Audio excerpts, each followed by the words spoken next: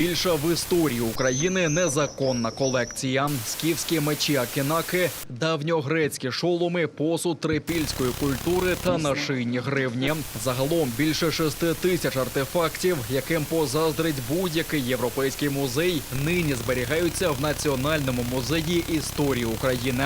Але усі ці старожитності бронзової доби та середньовіччя зберігалися в колишнього постпреда президента України в Криму та колись голови Ради міністрів автономії Валерія Горбатова. Артефакти виявили правоохоронці, коли навідалися з обшуком до його офісу у середмісті Києва. Частина колекції, ймовірно, викрадена з музеїв тимчасово окупованого Криму. Це слідство ще доведеться встановити. Серед знахідок в ході обшуку вилучено старовинну книгу «Саркофаги Галії», яка була експонатом Руського археологічного музею Константинополя.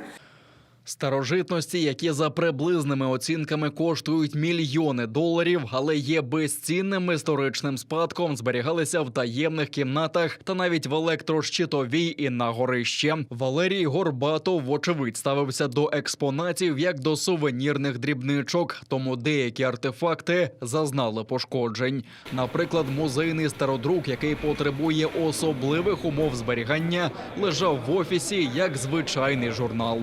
По-перше, це бібліотечна книга. Там є номер бібліотеки Національного заповідника Херсонес-Таврійський. По-друге, це стародрук. Що це означає? На руки такі книги не дають. Можна іми користуватися виключно в спеціальному читальному залі в бібліотеці. Вона була в нього вдома. Це вже, як на мене, це крадіжка така доведена, переконана.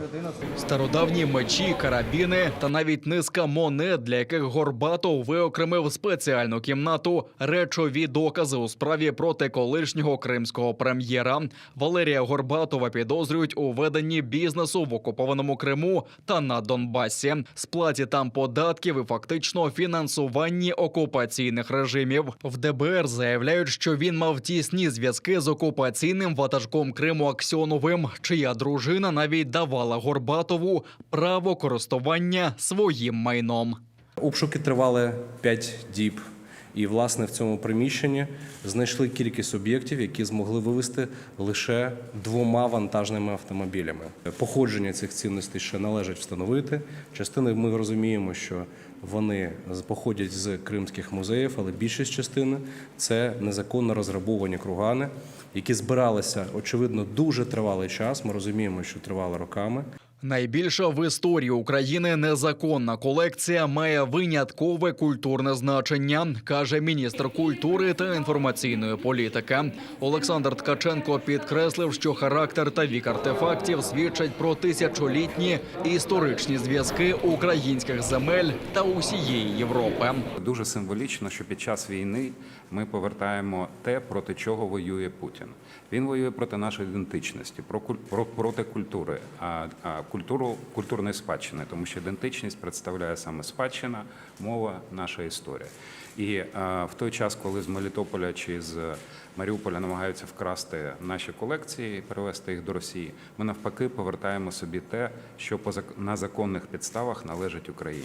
Уряд планує передати до музеїв колекцію артефактів, поцуплених Горбатовим у Криму. Він, до слова, втік з Києва на окупованій території незадовго до повномасштабного вторгнення Росії. Тим часом безцінні, поцуплені та придбані у чорних копачів артефакти зберігатимуться в Національному музеї історії України. І щойно завершиться розслідування, колекцію передадуть музейному фонду нашої держави. Владислав Стужук, Ельдар Тарахташ, Заман, АТР.